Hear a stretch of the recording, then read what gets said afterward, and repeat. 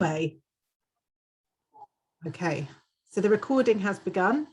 I'm so grateful today and excited. We're joined by Professor Roger Kneebone, who I will ask to describe the work he has done in his long and varied career in just a moment. But the reason that I asked Roger to join us today for this specific programme is because of his fascinating research and interest in the relationship between science and the arts. And you will in a short time hear about some of the amazing people that he's worked with, possibly a surgeon, a taxidermist, a harpsichord maker, a tailor, a stone carver, a hairstylist. It could be any of the above. They've all played important roles in his book, which is called Expert: Understanding the Path to Mastery, which is published by Penguin earlier this year. And I think Laura is going to put that into the chat box. So if you do want to purchase it, you can. I would highly recommend it. So I want to kick off by thanking Roger for being part of this Native Creatives programme, and by asking you to just talk to our audience a little bit about yourself, about your amazing and fascinating career, and why you so very generously agreed to join us today. Well, that's very kind. So thank you very much, Jen, for inviting me to join this event, and a big welcome to everybody here too. Yes, as Jen says, my name is Roger Kneebone. I work at a university at the moment, but I've got a medical background. Maybe I just sketch what's happened to me before. The first phase of my career was as a surgeon. I trained after being a medical student and qualifying as a doctor and working in a hospital for a couple of years. I decided to be a surgeon, and I spent the next few years training and becoming a consultant surgeon in general and trauma surgery, which involved spending actually just a bit over 5 years in Southern Africa, where I was working to begin with in Soweto on the outskirts of Johannesburg, which at that time was one of the most violent parts of the world, and an extraordinary place to work, treating patients who had injuries of many kinds, but most of them were knife wounds or gunshot wounds, occasionally explosives, things like that. Mm. And then after having done that, then I spent some time working in Cape Town, and then a bit of time working in a war zone in Namibia. Then I changed direction completely, and I came back to the UK, and I retrained and became a general practitioner, GP, family doctor. And for the next almost about 17 or 18 years, I was very happy years. I was one of 7 doctors in a group practice in the southwest of England, about 100 miles from London. But I'd always been interested in education. I was doing some sort of educational research on at the same time, and an opportunity came up. I was invited to join Imperial College London, one of the big universities in London, which is where I am now. And over the course of that time, I've particularly developed the idea of surgical education as an academic discipline. There's an awful lot of stuff around courses and programs on medical education more generally, but at the time there was no masters in masters in education in surgical education. There's still only a couple in the world, and we set one up, my colleagues and I, which was very interesting, which was all about bringing together the worlds of medicine with its roots in the biomedical sciences, and the educational world with its roots in education, of course, but in the humanities and the social sciences, in a very different way of thinking. And so we've been, over the last 15 years since the master's program started, been thinking more and more about how to invite people to become comfortable in inhabiting more than one world, more than one way of thinking academically. And at the same time, I became increasingly interested in different approaches to education, did a lot of stuff with simulation, which in the medical world, surgical world, is often sort of realistic recreations of operations and things. But I started sort of widening that out to use some of the techniques I'd developed for creating simulations, to invite members of the public and different people from outside medicine altogether to come and experience in a safe way what happens in the world of medicine, and share their insights. And I became more and more interested in the idea of what happens if we look at medicine, and particularly surgery, but medicine more generally, not in terms of its scientific knowledge, although that's essential, of course, but in terms of craftsmanship, what people do with their hands, and in terms of performance, how people work with other people. And more recently, I've helped to establish and jointly lead a Centre for Performance Science between Imperial, where I am, and the Royal College of Music. And I've also got a role at the Royal Academy of Arts as their Professor of Anatomy, which is a historical role going back to 1769, with the very first one was a famous anatomist called William Hunter, whose brother John Hunter was even more famous in London. And so I mean, talk about spinning plates, Roger. You've got a huge amount going on there. Yeah, I mean, I mentioned these things because they are interesting, because they all provide different lenses, really, to look at things through. And so, when you look at, I think when you look at the worlds of medicine and experimental science through the lenses of performance and craftsmanship, you see things that are often overlooked, because in science, it's very often about discoveries and what's published in journals, and the people themselves and the doing of the science is kind of written out, rather, because it's all about results and things. And in medicine also, I think, there's quite rightly, there's a big emphasis on factual knowledge and diagnostic skills and things, but sometimes the human aspects, sometimes not exactly eclipsed, but they don't, I think that their complexities are sometimes overlooked. And so when you look at what happens in a clinical consultation, say through the lens of a different kind of performer, you see different things. And so this book that Jen mentioned, called Expert: Understanding the Path to Mastery, was an attempt really to delineate and to explain, rather than simply describe, a process that goes from knowing pretty much nothing about something to knowing enough about it to go out and practice it, and then knowing so much about it that you can pass your knowledge on to other people. And that's it's a well-known, it seems a very obvious trajectory, but actually when you start to unravel it and unpick it a bit, you see all kinds of things in it. I mean, that was one of the really interesting bits about your book, is about this process of becoming an expert, from an apprentice, which you describe as somebody who's doing time, journeyman or journeywoman, as you describe, which is not about you. It's not about you. And these are interesting stages. I mean, I use this apprentice, journeyman, master sort of signpost, not of course now in any gendered sense, but simply because they sort of map onto many people's understanding, based on the sort of medieval guild system of a process where you know nothing, then you know more, and then finally you know so much you can pass it on to other people.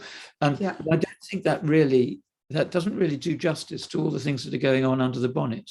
And when you talk about doing time, for instance, I love that phrase, particularly in relation to the work that us as educators do in schools. I think that many of our probably year 10 boys would say they feel like they're doing time when they're in school, because they're plodding on with something that possibly they're not interested in, or they've got no kind of passion for, and often it can feel like an endless task. And it can seem very dreary, can't it?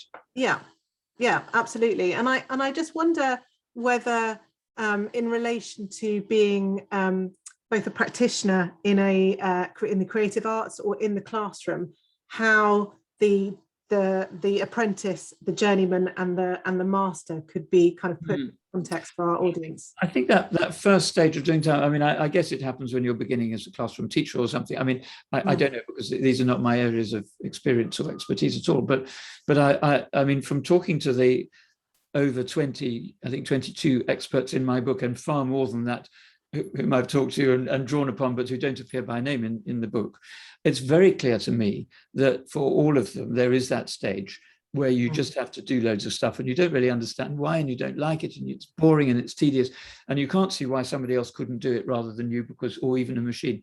But yet, in retrospect, you notice things about it that you didn't notice at the time. And those things turn out to be absolutely crucial. And one of them is, of course, you learn how to do those things that you've spent a lot of time. You learn, I guess, how to control a class, or how you present, how you draw up a lesson plan and structure things, or in the case of many of the craftsmen, how you learn to to chisel a nose on a statue or do a lapel on a jacket or whatever. But actually much more than that, when you look back, you realize that it was through all that time that you became familiar with the materials you're working with and the tools or instruments that you're working with and the people you're working with. And so, I mean, talking to one of the people who figures very largely in my book is a bespoke tailor.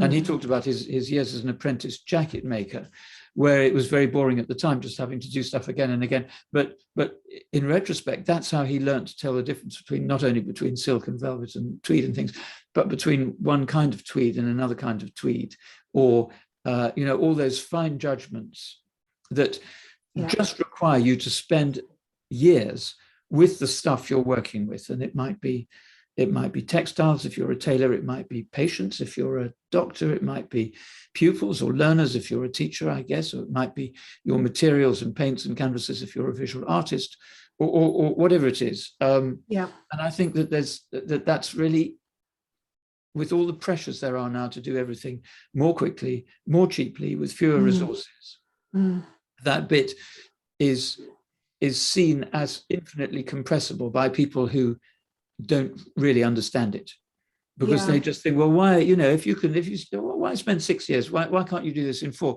Or actually, why can't you do it in 1 year? Or maybe even 3 months, because it'll cost much less and you get there much sooner. And I think that is a fundamental misunderstanding, because you may in 3 months understand what it is you need to do, but it probably takes you 6 years to be able to do it. That's a part of the picture that's really, I think, often overlooked. And that's what Joshua the tailor told me. He said, right from the beginning, he could understand what he needed to do to construct a jacket, but it took him years and years and years and years before he developed the skills to do it. And I think it can be, it's often very painful, that kind of repetitive, often quite boring work. Ossifyingly boring very often. I mean, I know in my experience of, hanging on to retractors in operations when I couldn't see the other end of it, and for sort of 4 hours at a time, I'd just be sort of standing there thinking, my goodness, why couldn't some sort of, machine do this? But actually, that's how you learn what it is to be a part of doing a small part of a team performance, where your role is actually essential, even though it may not interest you. It is a critical part of the overall picture. And I think, and it's really interesting that you talk about everybody having this kind of need to want to do things quicker and more cheaply, and to get to the end result much more quickly. And I came across this quote, I think it might have been from one of your lectures, where you said, you can't bake a cake in half the time at double the temperature. Yeah, no, that just popped into my head. Sort of illustration, but it's true, isn't it? It is absolutely true. Yeah, we're all, I mean, I'm certainly a very impatient person, and I want to get things done, and I want to learn quickly. And sometimes doing that kind of hard graft, that boring bit is frustrating. And I think we can all feel that as artistic practitioners and as educators, that will crop up again and again and again.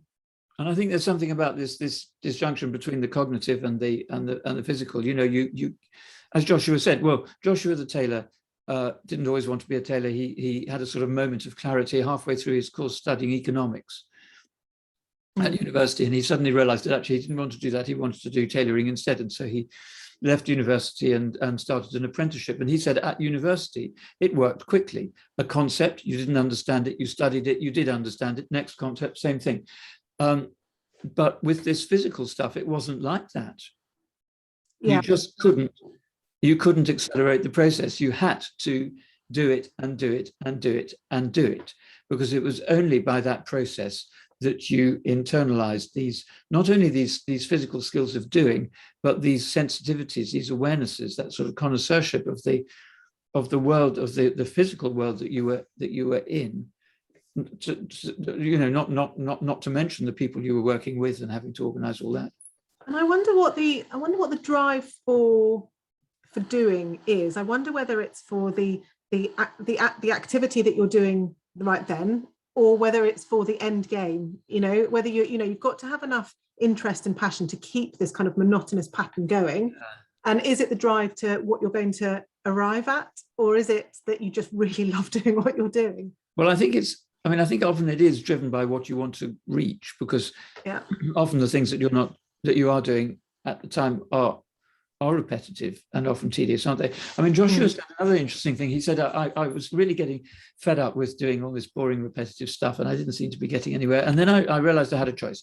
I could either, if I was finding this really, really boring, I could either go off and do something else, or I could find a way of making what I had to do interesting. Because there was no, I mean, he couldn't have both. Yeah. He couldn't be doing sort of glamorous stuff from the beginning before he knew how to do it. That was not on option. It was not on the table. So either he could give it up and go and find something else, but he didn't want to do that, or he could find something in that repetitive work that caught his imagination, or that he felt he was making progress with. And I think that idea of finding something in what you've got to do anyway that is interesting it's a cast of mind thing, isn't it? It's something over which you have control. Yeah. You have no control very often over having to do the boring work, but you do have control over how you respond to it. Because I think you don't want to begin to hate your craft. No, absolutely not. And you have to, I think, to go back to your earlier question, I think you do have to see beyond it to where it's going to land or where you want it to go. But that's easier to do in retrospect than it is at the time, because it's only once you've got there that you know what it's like when you're there. I know. And when you're at the beginning, all you think of is the boring stuff, isn't it? I know. We've all been there. I think. I'm sure we have. Yeah. Want to ask your question out loud, or did you want me to do it for you? Are you able to turn your sound on and your mic on?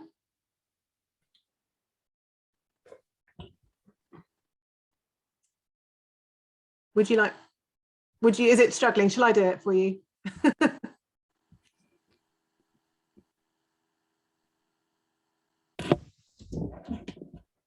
There we go. Hi, Jane. Yeah, I was just asking Roger whether, some of these are sort of kinesthetic skills that we learn as, we start to learn as children, for example, the repetition of moving to learn in the process of learning to walk and that kind of thing. So we're in some ways pre-programmed to get through this boring stuff for some other end. But I'm also very conscious, particularly with children, in that some children do. I mean, I'm one, struggle to concentrate through the boring bits to get to the bit that they want. Yeah. I don't think that's the crux of what you're talking about. You're really talking about how important it is to, to do this repetitive stuff and what you learn and the process of.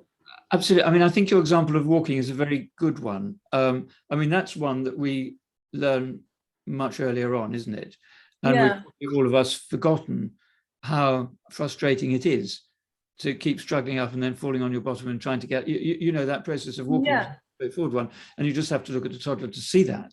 But we like a lot of these things, I think once you've become expert in these elements, they disappear from view, and you just take them for granted that you can walk and then you can run and then you can, but you remember started to struggle to write.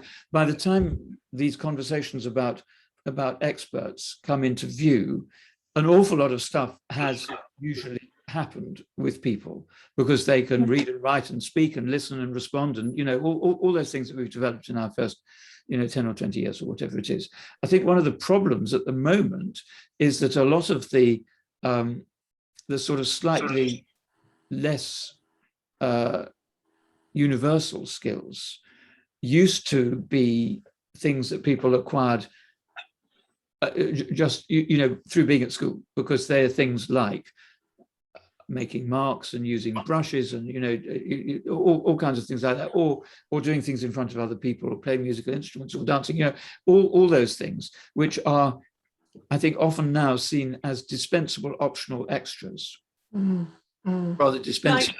And therefore they're being, well, I mean, this is more your province than mine, but it seems to me that they're being scooped out of various parts of the curriculum in primary and secondary schools, and therefore people do not have that experience of being immersed in using scissors and paste and standing up and playing Baa Baa Black Sheep on the recorder in front of 30 people.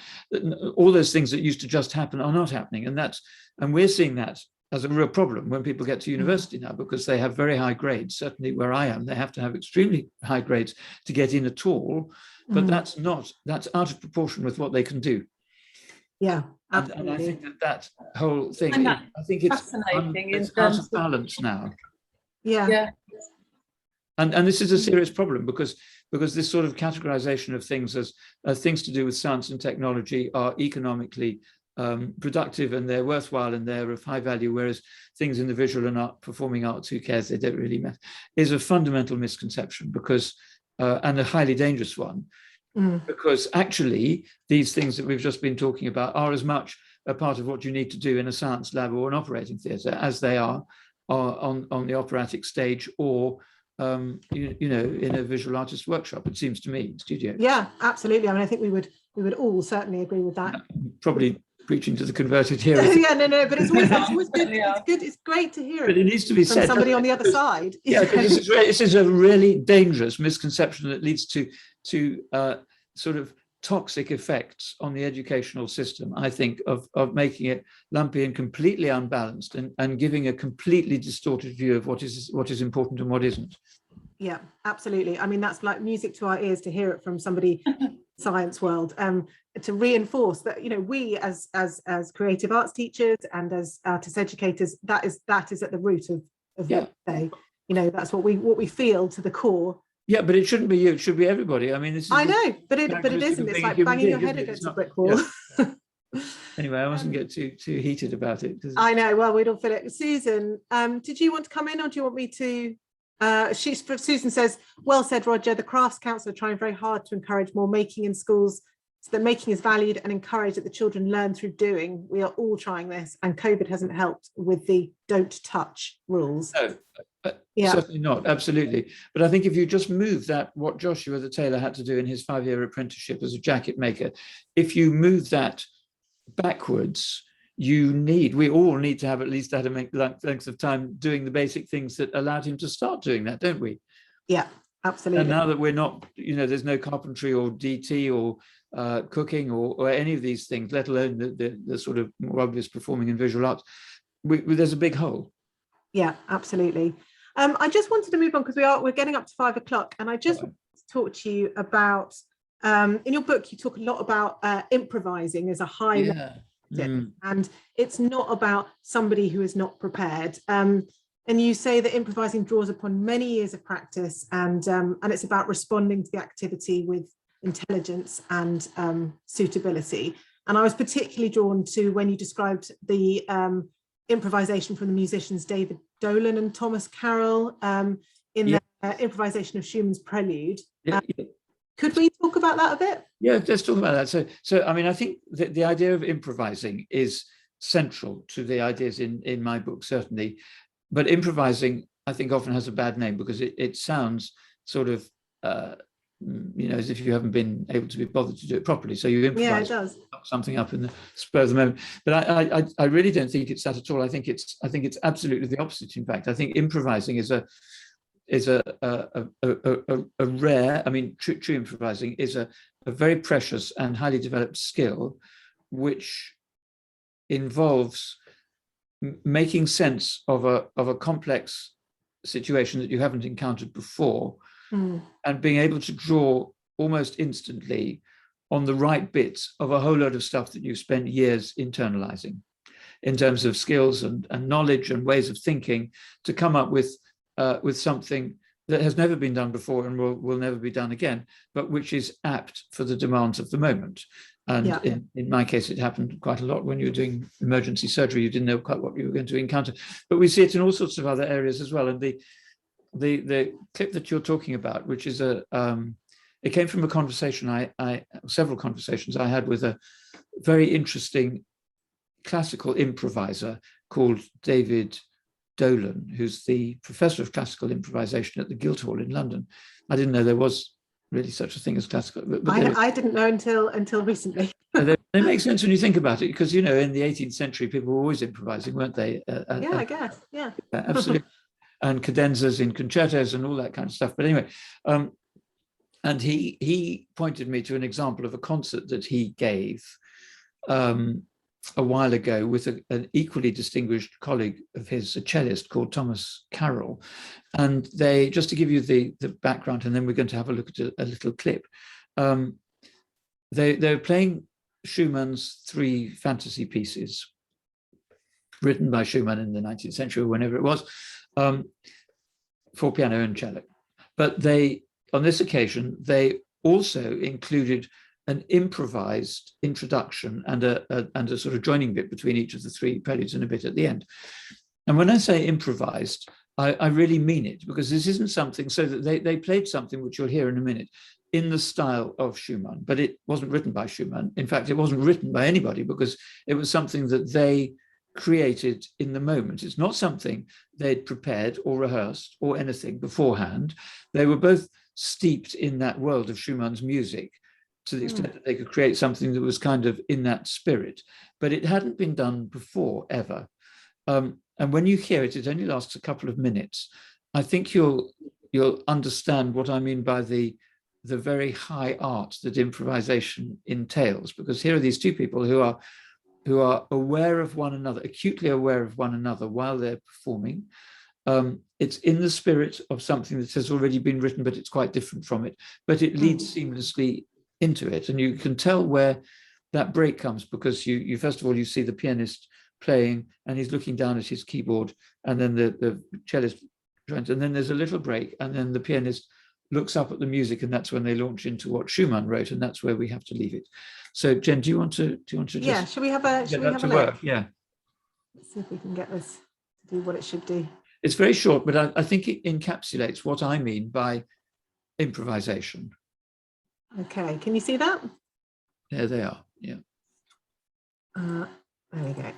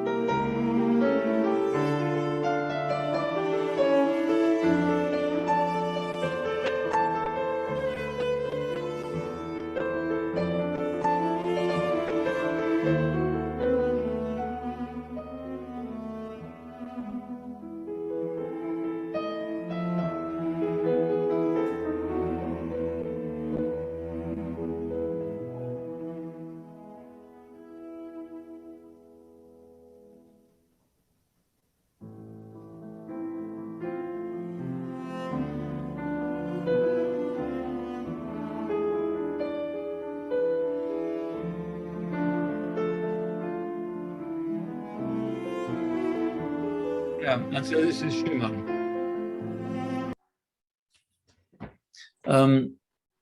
So I think so wonderful.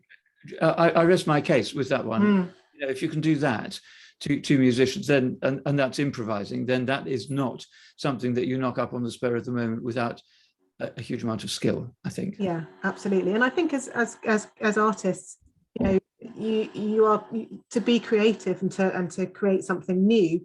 You know, that level of improvisation is required in your work, isn't it? You've got to be able to have courage, I think, to start with, haven't you, to take those kind of risks and be confident and assertive in well, I imagine you must be doing this all the time as artists, aren't you, Jen? I mean, isn't that I would say so. I wonder whether we can put that out to the audience. Does anybody feel that they are constantly doing this either as a practitioner or as an educator? I know certainly when I was a teacher, I felt like I was improvising a lot of the time because you couldn't predict what was going to happen in the classroom. But as an artist, I feel like I'm definitely, I would describe it as probably making it up as I go along, but you would probably argue that as an expert of something, if you say making it up as you go along, it kind of makes it sound, it's kind of not exactly trivializes it, but it doesn't do justice. Well, it devalues, doesn't it? Yeah, I think it does. And I think there's a lot of that kind of terminology, which I think is very unhelpful, because it completely, it doesn't acknowledge the many years that you've had to go through, all the things we've talked about, the doing time, because you can really only improvise effectively. I mean, you might be lucky once or twice if you haven't got a lot of experience, but you can only do that kind of thing really well and consistently if you've got a lot of flying hours on your logbook, I think, really, and you've had a lot of experiences, I think. Just to, as we're going to finish off soon, I wanted to talk to you about this making mistakes. Oh yes, yeah. That you describe as being something hugely important in becoming an expert. You want to talk us through that? Yeah. So this business of making error, of making mistakes and recovering from them to whatever extent possible, I think is really important, because it's, I mean, it's something that's there all the time, but it's often not acknowledged, I think. And it seems to me that in that early stage, that apprentice stage, you're expected to make mistakes and you're protected from them, because you're given materials that aren't particularly valuable, or you're doing things that can't do much damage, really. Then in the middle stage, when you become a journeyman, to use the old style terminology, you go out and you're independent. You're expected not to make mistakes. I mean, everybody knows, well, it's widely known that you do, but they are kind of not acknowledged and they're not accepted, because it is as if you're supposed never to make them. I think when you get to the final stage and you're a master, then, these are people who've been around the block many times, and they know that error is unavoidable. And the challenge then is to try and do something constructive with it, rather than allow it to be more destructive than it has to be. And so I thought I'd just read you a little bit from my book, if that's okay, about yes, please. Yeah. Experience I had, which has nothing to do with medicine at all, but it did happen when I was training to do surgery at Baragwanath Hospital in Soweto, as it was called at the time, now Chris Honey Baragwanath. But there was a little flying school, long gone now, but it was on the other side of the road from the hospital, and I learnt to fly a light aircraft. And so I pick it up when I say, soon after I got my pilot's license, I took off in Kilo Sierra Lima. That was the call sign of the little tiny aeroplane, 2-seater aeroplane with one engine, of course, on a short hop to Rand Airport. Rand was one of several large airports in Johannesburg, but I'd never been there before. My flying school was so small that it didn't have a control tower, and I wanted to practice flying to somewhere larger. My instructor, Bill, told me, you can't miss Rand Airport. You just turn left at the Silver Water Tower soon after takeoff, and you'll see the runway ahead of you. So I took off. I saw the Silver Water Tower, and I turned left. At first, I couldn't spot the airport, so I kept going for a bit longer, and eventually I saw a sizable runway. Although it was a little to one side of where I was expecting, I radioed Rand Airport Tower, got clearance, and landed. The runway seemed very long as I was taxiing along it, but it was only when I passed a row of jumbo jets and a sign saying, "Welcome to Johannesburg International Airport," that I realized that I'd landed unannounced at one of the continent's busiest airports instead of the one I was aiming for. Soon after that, my radio crackled into life with a furious voice barking, Kilo Sierra Lima, do you read me? So I parked my little Cessna in front of the tower and then spent the next half hour in a most uncomfortable interview with the air traffic controller and his team. By sheer luck, it had been a quiet afternoon with no passenger aircraft scheduled to take off or land. If I'd come down in the path of an incoming airliner, I could have caused a catastrophic crash, killing myself and a plane load of others. The only reason I wasn't crucified was that the tower crew had relaxed their normal vigilance and hadn't noticed me coming until I'd actually landed. Red faces all round. Although the primary fault was mine, the safety net that should have picked up my mistake early had failed too. So after a severe dressing down, I was allowed to get back into KSL, much chastened, and fly back to Baragwanath Airfield. As soon as I landed, I told Bill what I'd done. Bill wasn't known for his sensitivity, and I braced myself for a tirade. But to my astonishment, he burst into laughter, took me into a private room, produced a bottle from somewhere, poured us both a glass, and started to tell me about the time he wrote off a twin-engine plane by forgetting to put down the undercarriage. More stories followed, and I realized that by making my mistake, I'd moved one step nearer the center of a community of practice. I joined the company of pilots who'd made errors they didn't normally talk about, people who know that error is inevitable, but who only tell you about theirs when you've made one yourself, just like surgeons. Bill didn't minimize the seriousness of my mistake. It could have been horrendous, and it was sheer luck that I didn't cause a major disaster. But he realized that I needed to use that experience to become a better pilot, not let it make me lose my nerve so that I never flew again. And I put that in because I think this is something I've come across again and again, is that, of course you're going to make mistakes. Sometimes you make really big ones, sometimes you make small ones. And when they happen is not under your control. And they may not happen at the time when they are of most use to you in developing along your pathway. They may happen at a time when they completely demolish your self-confidence. They may happen at a time when something awful happens to whoever you're working with, in my case, a patient, or in the case of craftsmen, it might be the work that they're doing, or you might lose 2 years' work because you hit it too hard and the marble shatters or whatever. And so there are these twofold effects. I think there's the one on the work, or on the subject of your work, if you like. Anyway, and the other is on you. And these are two different things. And I think that you try, of course, to minimize the number of errors and the gravity of the errors you make because of their consequences, other things or people. But you also need to take into account what's going to happen to you, and that is unpredictable because you can't know when you're going to make the errors. You can't know how bad they'll be. You can't know your state of mind when you do, or what sort of support networks like Bill and the other pilots are going to be around. And because of that, you can't map the positives and all the negatives of error exactly onto that pathway in a chronological sense, because you can't say, I'd like this kind of error to happen when I've reached this level of development. Because the two are disconnected. And when error happens, it happens. You don't want it, but it does happen, and you've got to deal with it. And that's why the whole thing, I think, is kind of unpredictable and uncertain, because there are many imponderables that determine how you will respond to error, and whether you will have the resilience to sort of take it in and digest it and make something positive and then move on. Do you think that makes sense in your world?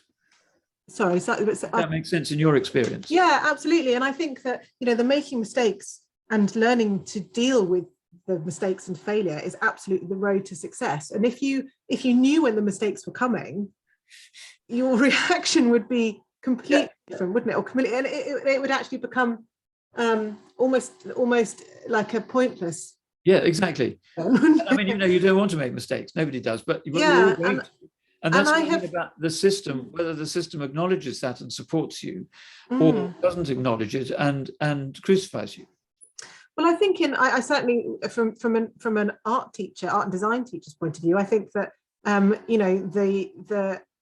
the framework of national curriculum or examining bodies requires children to absolutely fit into these boxes of what they should be producing and what they should be making and what they should be learning from a creative subject. And my response to that, to the children, was always, mistakes are happy things to happen. Learn from those, and they can often be more successful in your outcome than they were if you were being shoved into this kind of. And that's what I mean about the system pulling against that, because I mean, take music exams, where you go through the grades and things like that, and if you get something wrong, you are marked down on making a mistake because you depart from what's written, rather than being marked up because you make a mistake and recover from it, which I think would be a much more positive way. Absolutely. Unfortunately, Roger, we are running out of time. We've run out of time, which is a good shame, because I think I could go on like this for quite some time, and I'm absolutely positive everybody in the room could as well. We've got some lovely comments in the chat box, which I will save and pass on to you at the end.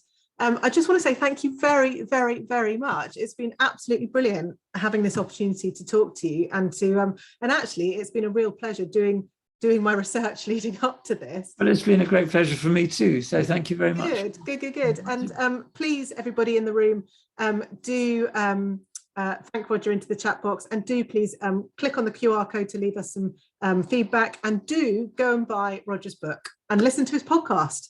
which I think has been, I'm hoping that Laura has posted both the links to, but I promise you, you will not be disappointed by expert understanding the path to mastery. It's a goodie. And also I would say, it's not, as lots of these books written by academics, it's not all jargon and very difficult to understand. It's absolutely as Roger speaks. So it's a lovely book to read. Thank you. That's very kind. So thank you very, very much. And I really hope we get to see you again sometime. I very much hope so. Thank you. Bye-bye. Thank you. Thanks everyone for coming. Oh, don't forget to come to Lucy Sherman, which is starting now, everybody. Re-click the link. Excellent. And you're very welcome to attend too, Roger, if you would like. That's very kind. I've got to go somewhere else. I was just wondering, will all these comments, which I've just seen, because I wasn't focusing, will they all be available to look